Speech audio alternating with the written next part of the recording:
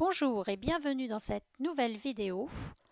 Celle-ci a pour objectif de comprendre comment mettre en place des calculs lorsque vous devez utiliser des données qui sont sous la forme heure-minute comme ici.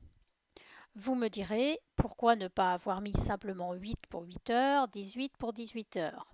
Effectivement, vous pouvez le faire.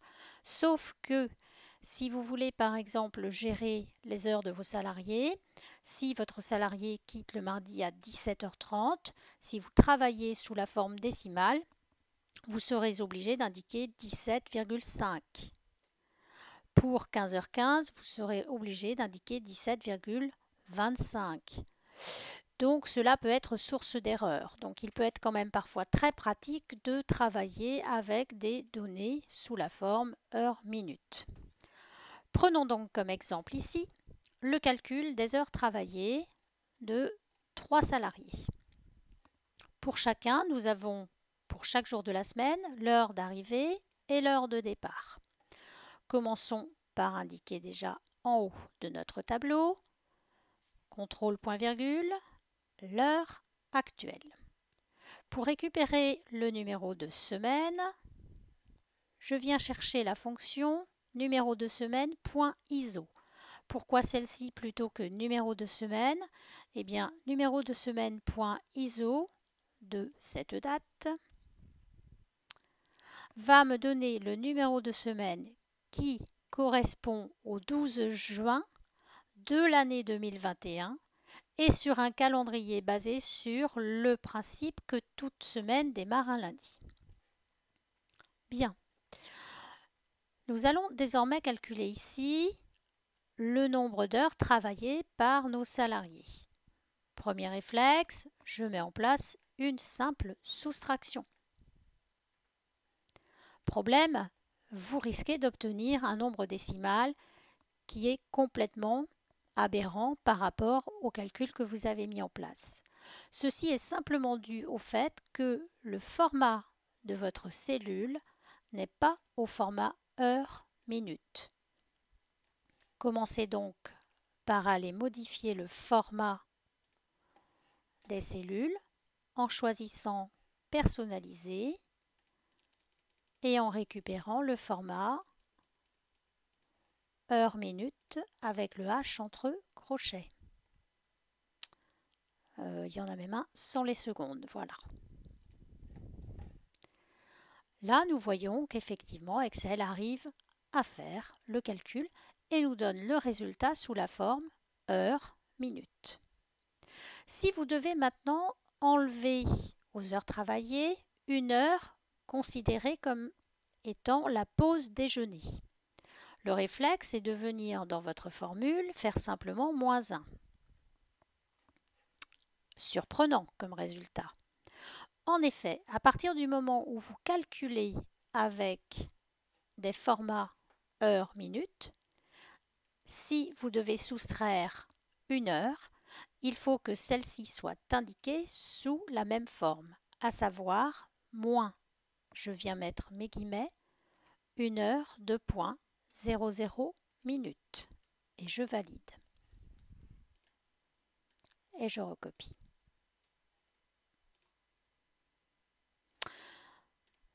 Pour la somme, très simple, à partir du moment où nous sommes bien sûr dans le même format heure-minute. Nous allons donc recopier nos calculs pour les autres salariés, puisque nos 3 tableaux sont disposés de la même manière. L'étape suivante est de venir calculer le salaire hebdomadaire, sachant que pour chaque salarié, nous avons un taux horaire indiqué. Par défaut, je me dis que je vais prendre le nombre d'heures réalisées dans la semaine et que je vais le multiplier par mon taux horaire. Excel me l'affiche sous le format heure-minute. Mon réflexe est de venir chercher le format nombre.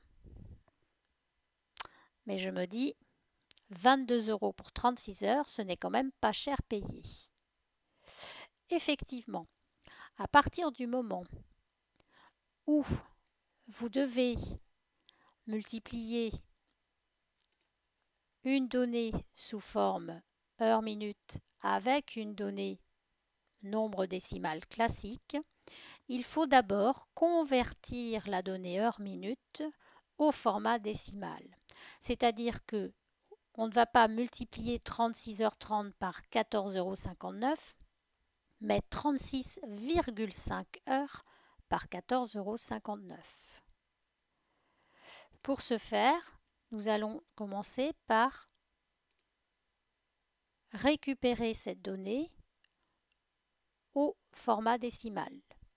Nous prenons donc notre total d'heures que nous multiplions par 24. Retenez que vous avez 24 heures dans une journée.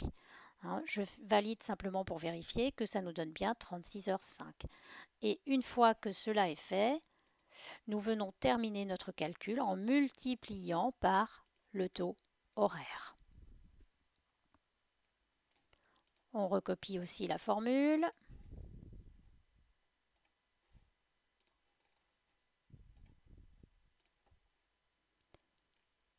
Très bien.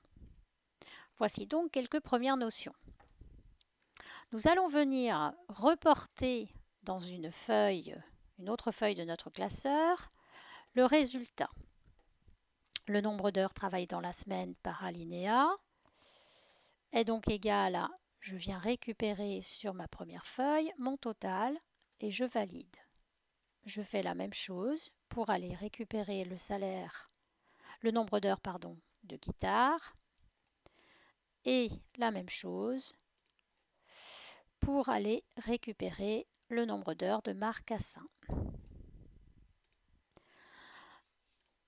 Dans le tableau des écarts, j'ai le nombre d'heures fait en trop ou dû par rapport à la semaine précédente. Par exemple, notre premier salarié n'a pas fait 35 heures la semaine passée, mais uniquement 33. Il nous en doit donc 2.